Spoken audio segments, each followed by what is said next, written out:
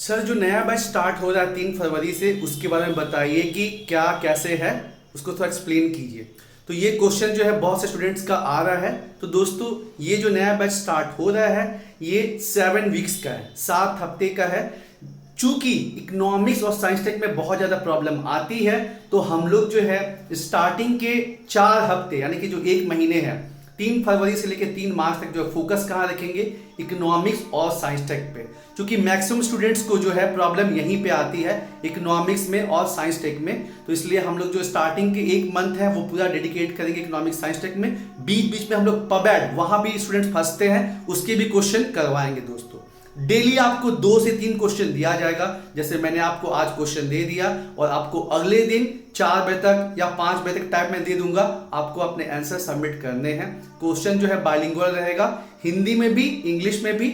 आप जिसमें मेंस लिखेंगे उसी लैंग्वेज में आपको लिखना है। अगर इंग्लिश में है तो इंग्लिश लिखिए, हिंदी में है तो हिंदी लिखिए, और अच्छे से फिर जो है उसको पढ़ के लिखना है दोस्तों, ठीक है। ये नहीं कि बस गूगल से एक बार ढूंढे और कर दिए। खैर ये आपको और गाइड किया जाएगा बैच में, और आप जब दूसरों के आंसर समझेंगे तो और आपको आइडिया लगेगा। तो आपको जो है यहाँ 3 बेनिफिट है। एक, आपके आंसर इवैल्यूएट किए जा रहे हैं। दूसरा, और आपको नंबर दिया जाएगा कि 40 में आपको कितना मार्क्स आया, 20 में आपको कितना नंबर आया। दूसरा फायदा क्या है, ये टेलीग्राम ग्रुप पे बैच रहेगा, तो आप दूसरों के आंसर देख पाएंगे। और मैक्सिमम इसमें नए स्टूडेंट ही हैं, तो यहाँ पे जो है आपको जेलसी नहीं होगी या फिर ऐसा कि भाई बाकी का आंसर इतना टॉप क्लास है तो हम कैसे लिखे, वैसा कुछ नहीं है। मैक्सिमम न्यू प्लेयर्स हैं, 2-4 लोग ही जो है पुराने हैं। तो आपको यहाँ पे जो है कोई झिझक नहीं है, बिंदास लिखने का है। और तीसरा, 8:30 बजे रात को जो है फिर डिस्कशन होगा 1 से 1.5 घंटे का, जिसमें बताया जाएगा किसका आंसर द बेस्ट रहा, क्या इंट्रो में होना चाहिए, क्या बॉडी में होना चाहिए, क्या कंक्लूजन में होना चाहिए। नए स्टूडेंट्स जो हैं उनकी गलती नहीं है, अभी जुम्मा ग्रेजुएशन किए हैं, मेहनत करके जो है प्रीलिम्स निकाले हैं, लेकिन उनको ये पता नहीं कि मेंस जो है वो कैसे। चीजें तो बहुत सारी हैं, लेकिन हर सब्जेक्ट का दोस्तों अपना अपना रंग है। जैसे कि एग्जांपल समझिए कि इकोनॉमिक्स का क्वेश्चन है, तो वहां पे आपको जो है नीति आयोग का डेटा, वर्ल्ड बैंक का कुछ डेटा है तो, या इकोनॉमिक सर्वे का जो डेटा है, अगर आप अपने आंसर में डालते हैं तो जो नहीं डाला उसको 40 में 20 मिलेगा, और जो डाला उसको 40 में 26-27 मिलेगा। तो इतना फर्क जो है दोस्तों पड़ जाता है। एग्जाम्पल के तौर पे क्वेश्चन पूछ लीजिए कि बताइए झारखंड में जो है पॉवर्टी और हंगर के बारे में, यानी कि गरीबी और भूखमरी के बारे में बताइए, और झारखंड सरकार ने क्या कदम उठाए हैं। तो यहाँ क्या करना होगा, पहले आपको बताना होगा कि नीति आयोग 2021 के रिपोर्ट के हिसाब से झारखंड में जो है 42% लोग जो हैं वो गरीब हैं, ठीक है। उसके बाद नेशनल फैमिली हेल्थ सर्वे के हिसाब से यहाँ पे जो है 60% प्लस लोग जो है एनेमिक हैं। इसी हिसाब में जो है मार्जिनलाइज्ड पीपल हैं। ये सब चीज़ें आपको बतानी होंगी, और उसके बाद आपका आंसर मतलब चालू करना होगा कि हाँ मतलब आर्थिक कारण क्या है, सामाजिक कारण क्या है, ये सब चीज़ें लिखनी होंगी। झारखंड का एक मैप बना देंगे तो सोने पे सुहागा हो जाएगा। उसके बाद झारखंड सरकार ने क्या क्या कदम उठाए हैं, जैसे पीवीटीजी के लिए जो डाकिया स्कीम हो गई, उसके बाद SC/ST के लिए प्री मैट्रिक पोस्ट मैट्रिक हो गया, उसके बाद पहाड़िया स्वास्थ्य केंद्र खोला गया है। अभी जो इतने माइग्रेंट्स वापस आए तो उसके लिए जो है बिरसा हरित ग्राम योजना हो गया, नीलांबर पीतांबर योजना हो गया। तो ये सब जो महिलाएं हैं उनके लिए जो है तेजस्वी स्कीम चलता है वर्ल्ड बैंक की मदद से। एग्रीकल्चर को अच्छा करने के लिए जोहार स्कीम है, और उसके बाद जो है ऑर्गेनिक फार्मिंग को बढ़ावा देने के लिए किसान को जो है सब्सिडी दी जा रही है 30,000 रुपए की। तो ये सब चीजें आपको बतानी होंगी। साथ ही साथ पूछा है चाहे नहीं पूछा है, आप जानते हैं कि जो इंडिया है ये सेंटर स्टेट मिलके काम करते हैं, तो जो केंद्र सरकार स्कीम्स चला रही है वो भी आपको जिक्र करना है, फिर चाहे वो मनरेगा हो, आजीविका स्कीम हो, प्रधानमंत्री फसल बीमा योजना हो, जिसका नाम चेंज हो गया झारखंड में, मुख्यमंत्री राहत योजना, फसल राहत योजना हो गया है, वो बताना है।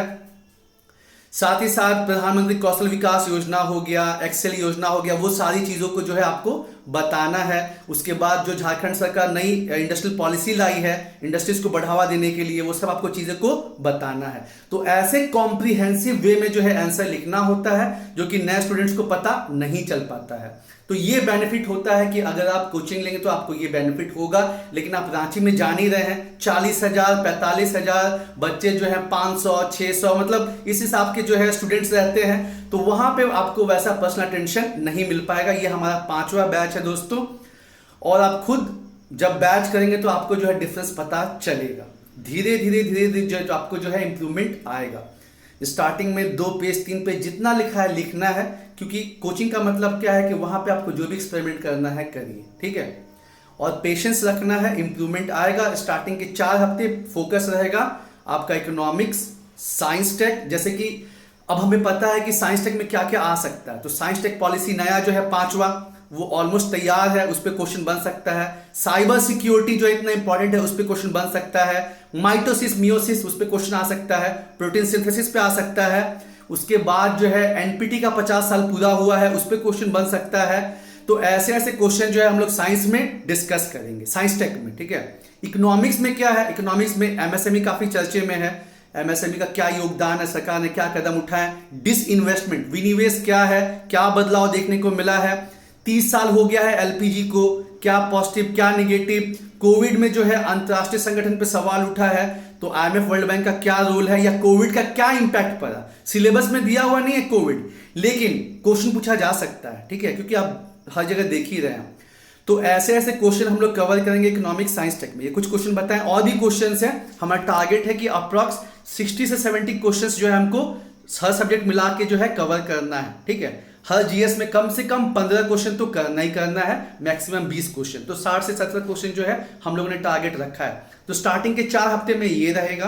बाद का जो 2 वीक है उसमें हमारा फोकस रहेगा हिस्ट्री, ज्योग्राफी और पॉलिटी पे। और उसमें भी जो है हम इंपॉर्टेंट क्वेश्चंस जो है एंशिएंट से 2-3 ले लिए, मॉडर्न से 2-3 ले लिए। जैसे एंशिएंट से जैसे अशोका का धाम जो है बहुत इंपॉर्टेंट है, मौर्य कला काफ़ी इंपॉर्टेंट है, पल्लवास का कल्चरल अचीवमेंट काफ़ी इंपॉर्टेंट है। तो ऐसे ऐसे चीज़ों को जो है देखेंगे।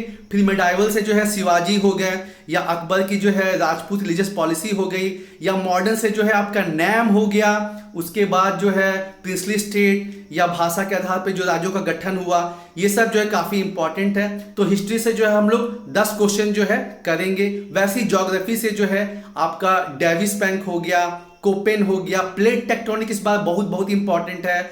इंडियन मॉनसून एवरग्रीन क्वेश्चन है। झारखंड का जियोलॉजिकल स्ट्रक्चर हो गया। अच्छा, हिस्ट्री में आदि धर्म सरना वो भी देखेंगे। तो वही बोला कि 10 क्वेश्चन जो है वो हिस्ट्री में, 10 क्वेश्चन के आसपास ज्योग्राफी में, पॉलिटी में भी जैसे कैग का जो है काफी इंपॉर्टेंट है, वन नेशन वन इलेक्शन काफी इंपॉर्टेंट है, केशवानंद भारती केस का जो केशवानंद भारती जी का डेथ हुआ है तो बेसिक स्ट्रक्चर काफी इंपॉर्टेंट है। गवर्नर हमेशा ये स्टेट के लिए इंपॉर्टेंट रहता है। तो ऐसे ऐसे क्वेश्चन जो है डीपीएसपी राज्य के नीति निर्देशक सिद्धांत जो है उस पर क्वेश्चन बनने का काफी संभावना रहता है।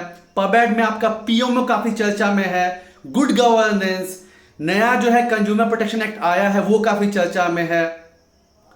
तो इन सब चीजों को दोस्तों हम लोग कवर करेंगे। 60 से 70 क्वेश्चन हम कवर करेंगे। टोटल ड्यूरेशन कितना है, 7 हफ्ते हैं। स्टार्टिंग में जो 4 हफ्ते हैं वो जाएंगे किस पे, इकोनॉमिक्स साइंस टेक और कुछ क्वेश्चन पबेट के। बाद के जो 2 हफ्ते हैं वो हिस्ट्री ज्योग्राफी पॉलिटी पे जाएंगे, ठीक है। और लास्ट का जो 1 हफ्ता है उसमें टेस्ट चलेगा। और दोस्तों जैसे मैंने बताया कि आपको बहुत ही ज्यादा बेनिफिट होगा, क्योंकि डेली आपका जो आंसर चेक हो रहा है वो तो है ही, प्लस आप दूसरों के भी आंसर देख रहे हैं, सीख रहे हैं कि मेरा क्या छूट गया। और साथ ही साथ 8:30 से जो है 1 से 1.5 घंटे डिस्कशन होगा, जिसमें जो भी अच्छा बेस्ट आंसर है वो बताया जाएगा। प्लस इंट्रो में क्या होना चाहिए, बॉडी में क्या होना चाहिए, कंक्लूजन में क्या होना चाहिए वो बताया जाएगा। प्लस आपको कुछ बढ़िया मॉडल आंसर्स भी प्रोवाइड किए जाएंगे दोस्तों। ये हिंदी में भी है, इंग्लिश में भी है। तो जिन लोग को लगता है कि उनकी मतलब जो मेंस की आंसर राइटिंग है वो नहीं हो पाई है, वो फटाफट एडमिशन ले लें। और जो है हम लोग बहुत ज़्यादा स्टूडेंट्स नहीं रखेंगे, क्योंकि फिर कॉपीलेशन में काफ़ी दिक्कत आती है। अंडर 50 ही रखेंगे। और पेमेंट जो है आप 2 बार में कर सकते हैं दोस्तों, ठीक है। रांची में 40,000 45,000 उस हिसाब से फोकस भी नहीं है, बस पीडीएफ दे दिया। आपको कोई नहीं बताया कि आप अपने आंसर में क्या लिखे हैं, क्या करना चाहिए और क्या क्या पॉइंट्स। पर्सनली आपको ऐसा कोई नहीं बताया, क्योंकि उनका बैच काफ़ी ज़्यादा बड़ा होता है। लेकिन यहाँ पे ऐसा नहीं है, अंडर 40 स्टूडेंट्स को ही लेना है। क्योंकि पहले जो है बहुत स्टूडेंट्स लेने की वजह से कॉपी चेक करने में काफ़ी प्रॉब्लम आई थी, तो हम लोग अंडर 40 जो स्टूडेंट्स को रखेंगे ताकि अच्छे से फोकस दिया जा सके। हिंदी इंग्लिश दोनों में होगा दोस्तों, और इस हिसाब से जो है क्लासेस चलेंगी। तो जो लोग भी इंटरेस्टेड हैं 1500 रुपये पे कीजिए 9709014518। 1500 रुपये पे कीजिए, हाफ क्लास कीजिए, उसके बाद बाकी का 1500 पे कीजिएगा, ठीक है। और कुछ भी क्वेरी है तो मुझे मेरे व्हाट्सएप नंबर 9102983362 9102983362 पे आप क्वेरी कर सकते हैं। ठीक है, कुछ भी डाउट हो, कुछ भी चीज बोलना हो, कन्वे करना हो तो आप मुझे व्हाट्सएप पे कर सकते हैं। दोनों नंबर नीचे दिए गए हैं दोस्तों। तो बैच का जो है ये हिसाब किताब है। और जो लोग का भी बार बार मैं कह रहा हूं, ये जो बात कंफर्म है कि जो अनरिजर्व का कट ऑफ है 130 का, वो कम से कम 5 से 6 क्वेश्चन नीचे होगा। इसलिए नहीं कि मुझे मेरे बैच में एडमिशन लेना है, इसलिए कि ये चीज कंफर्म है। ठीक है, इसी वजह से जो है हाई कोर्ट ने जेपीएससी को फटकार लगाई थी और पुराना रिजल्ट जो है वो कैंसिल करने को कहा था, क्योंकि जो अनरिजर्व कैटेगरी है उसका 15 टाइम्स में वो लोग को नहीं दिया गया। ठीक है, तो ये होना ही होना है। रिजल्ट जो है 15 के आसपास आने की बात चल रही है। तो जिनका भी 124, 125, 126 क्वेश्चन सही है, लग जाइए, आप मेंस के लिए लग जाइए। रिजल्ट का इंतजार मत कीजिए, क्योंकि आप पहले ही 2 महीने पीछे हैं। तो रिजल्ट का इंतजार मत कीजिए। ये बात कंफर्म है कि 6-7 क्वेश्चन जो है वो नीचे आना ही आना है, नीचे आना ही आना है दोस्तों। All the best.